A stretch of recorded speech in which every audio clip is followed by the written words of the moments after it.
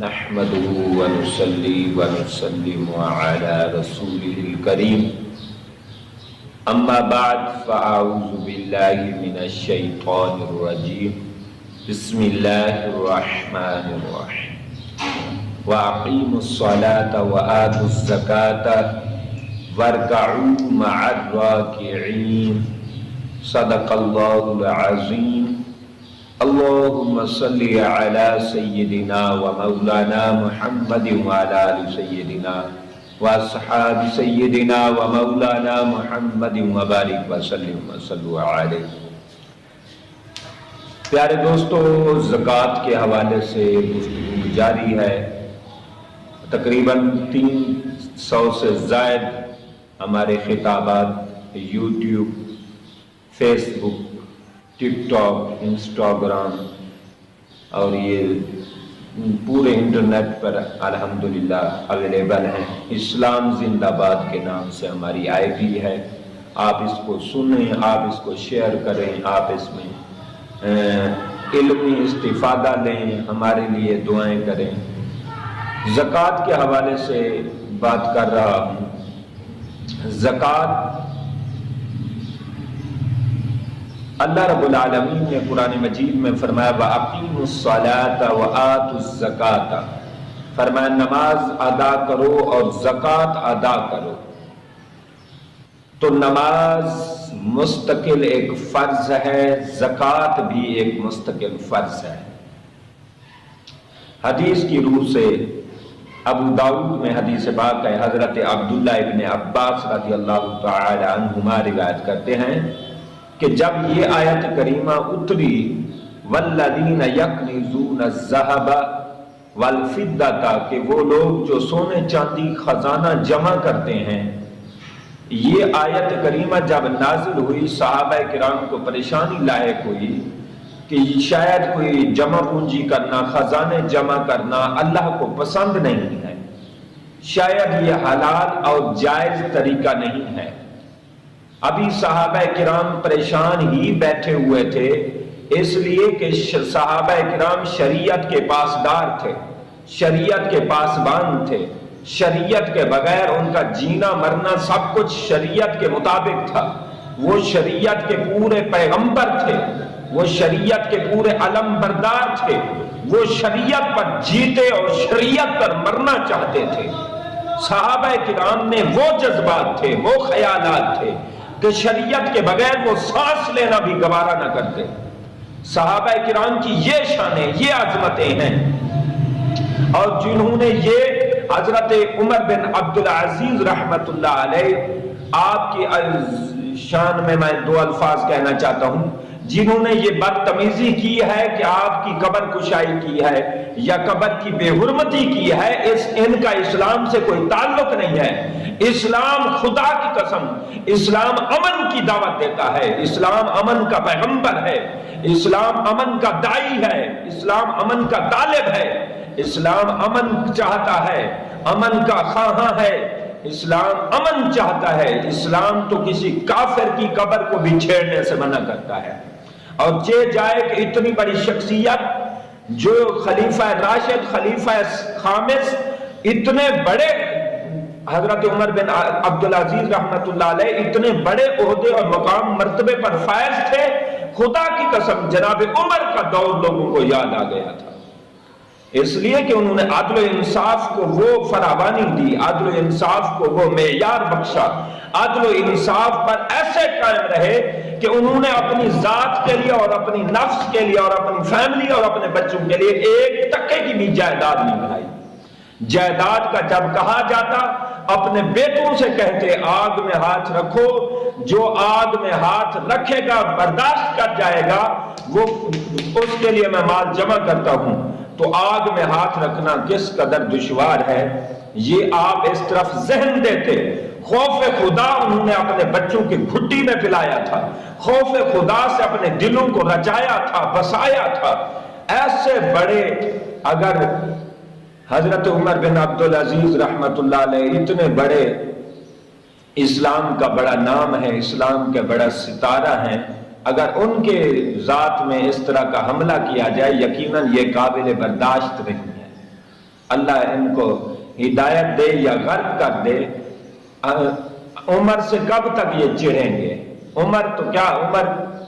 آپ نے ایج پوچھنی ہو تو آپ کہتے ہیں عمر کتنی ہے، تو رب نے تو ایج میں یہ لفظ رکھ دیا ہے کہ تمہاری زندگی عمر کے نام سے ہے، تو عمر سے کتنا، اور جو عمر کے نام سے چڑھتے ہیں اچھا نہیں لگتا ان کو،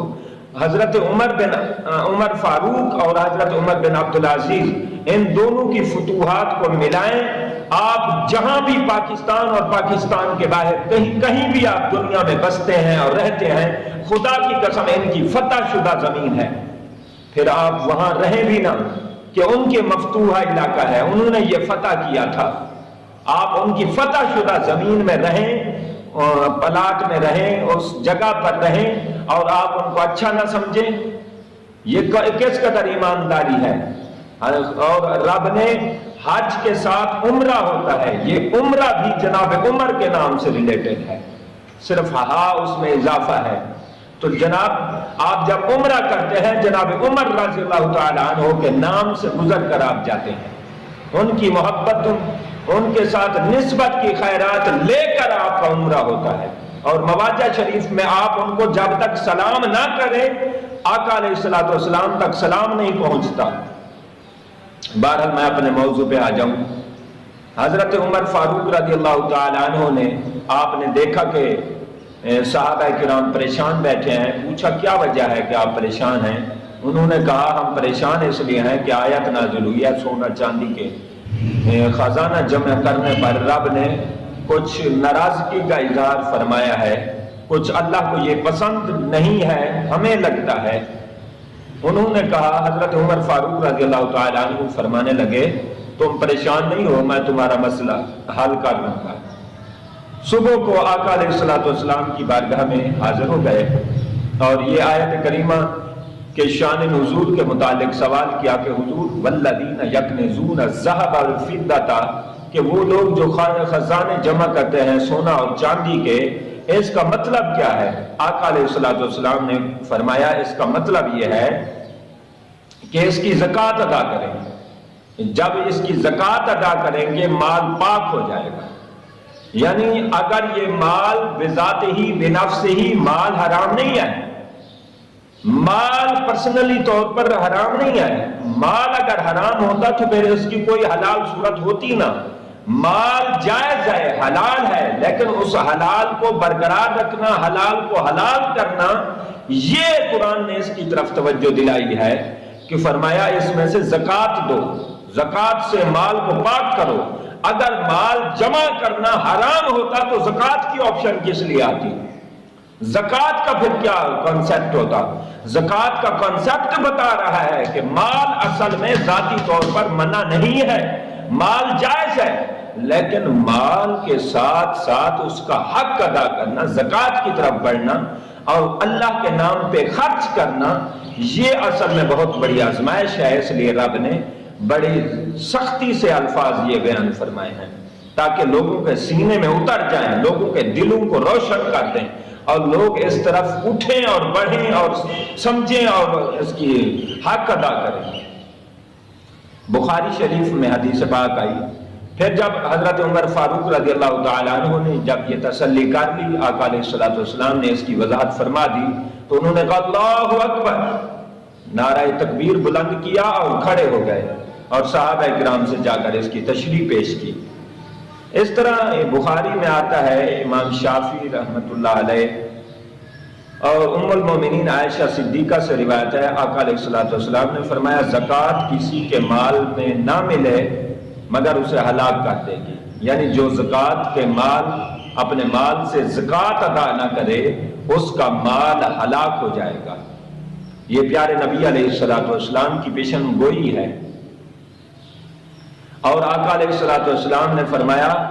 یہ حرام کو حلال کر دیتی ہے، یعنی آپ کا مال جب تک زکوٰۃ نہ دی جائے وہ حرام رہتا ہے، جب زکوٰۃ دے لیتے ہیں یہ حلال ہو جاتا ہے اور اللہ کی سیکیورٹی میں آ جاتا ہے اور اللہ کی حفظ و امان میں آپ کا مال آ جاتا ہے۔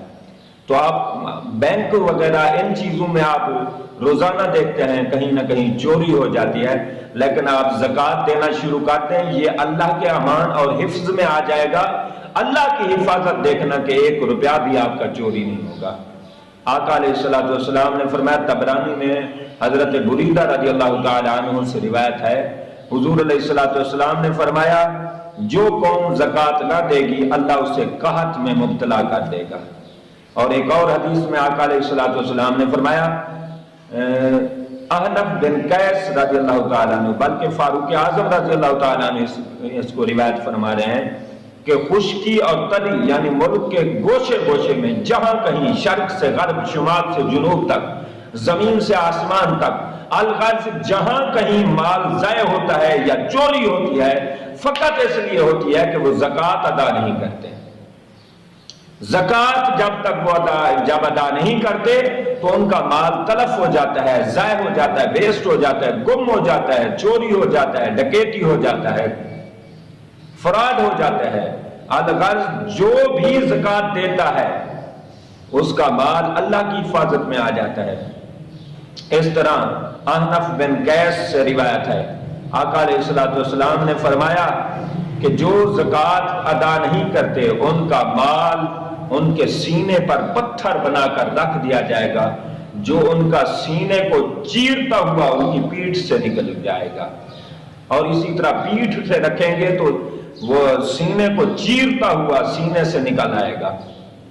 تو پیارے، یہ ہے جب ہم زکوٰۃ نہیں دیں گے، فرمایا اگر وہ پتھر گدی پر رکھیں گے تو وہ سارے آپ کے مغز کو، سر کو چیرتا ہوا آپ کی پیشانی سے نکل آئے گا۔ توبہ توبہ توبہ۔ اسی طرح آقا علیہ الصلوۃ والسلام نے فرمایا، امیر المومنین جناب عالی کرم اللہ وجہہ الکریم ارشاد فرماتے ہیں کہ فقیر ہرگز ننگے بھوکے ہونے کی تکلیف نہ اٹھائیں گے مگر مالداروں کے ہاتھوں۔ سن لو، فرمایا مالدار فقیروں کے معاملے میں پھنس جائیں گے اور ان کا اللہ بہت سخت حساب لے گا۔ طبرانی میں حضرت انس روایت کرتے ہیں، فرمایا قیامت کے دن مالداروں کے لیے محتاجوں کے ہاتھوں سے بڑی خرابی ہوگی۔ محتاج عرض کریں گے، مالک انہوں نے ہمارے حقوق سلب کیے، انہوں نے ہمارے رائٹس ادا نہیں کیے، تو اللہ ہمارے اندر فیصلہ فرما دے، انہوں نے دنیا میں ہمیں ظلمن ہم سے مال روکے رکھا، مال کو جمع کیے رکھا، بینک اکاؤنٹس بنائے رکھے، اپنے پلازے، فلیٹس اور بنگلے، کوٹھیاں، گاڑیاں اور طرح طرح کی عیش و عشرت میں یہ پیسہ صرف کرتے رہے، ہماری انہوں نے پرواہ نہیں کی۔ اللہ رب العالمین فرمائے گا، غریبو تم بیٹھ جاؤ، تسلی رکھو، میں ان قریب تمہیں اپنا قرب دینے والا ہوں اور ان کو میں ہمیشہ کے لیے دور کرنے والا ہوں۔ آپ اندازہ فرماتے جائیں،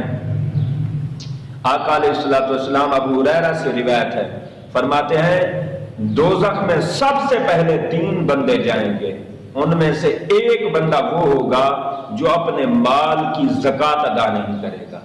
یہ کہانیاں نہیں ہیں، لوگ اپنے آپ کو چالاک سمجھتے ہیں، بڑا دانا سمجھتے ہیں، سمجھدار سمجھتے ہیں اور چست سمجھتے ہیں کہ ہم بڑے کیوٹ ہیں، ہم بڑے دانا ہیں، ہم تو خرچ نہیں کرتے، ہم نے تو اتنی جائیداد بنا لی ہے۔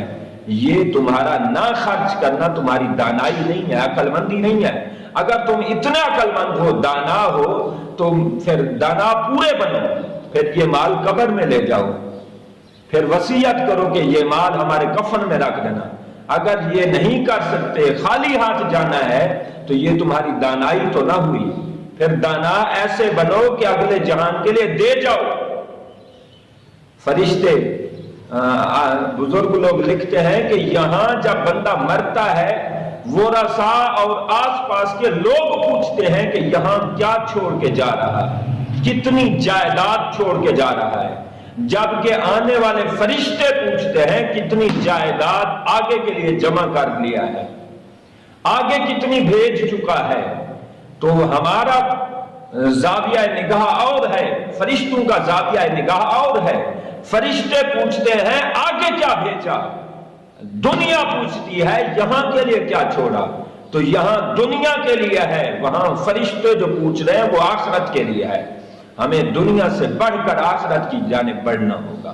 آقا علیہ الصلوۃ والسلام نے یہ بڑی پیغام دیا ہے، بڑا میسج دیا ہے، حضور نے ترغیب بھی دی ہے، ترہیب بھی دی ہے، خوف بھی دلایا ہے، شوق بھی دلایا ہے،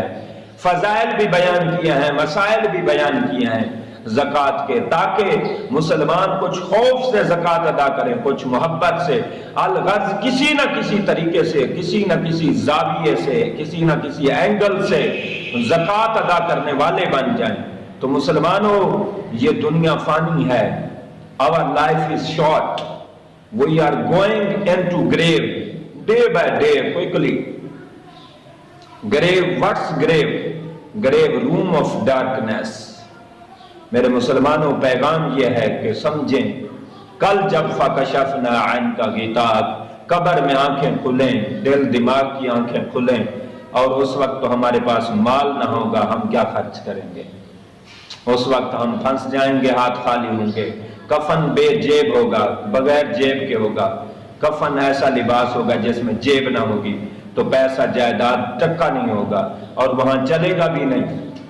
یوم لا بیع فیہ ولا خلۃ ولا شفاعہ، وہاں پیسہ نہیں چلے گا۔ یہاں چل سکتا ہے، جہاں چل رہا ہے چلاؤ، جہاں نہیں چلے گا وہاں کے لیے نہ سوچو،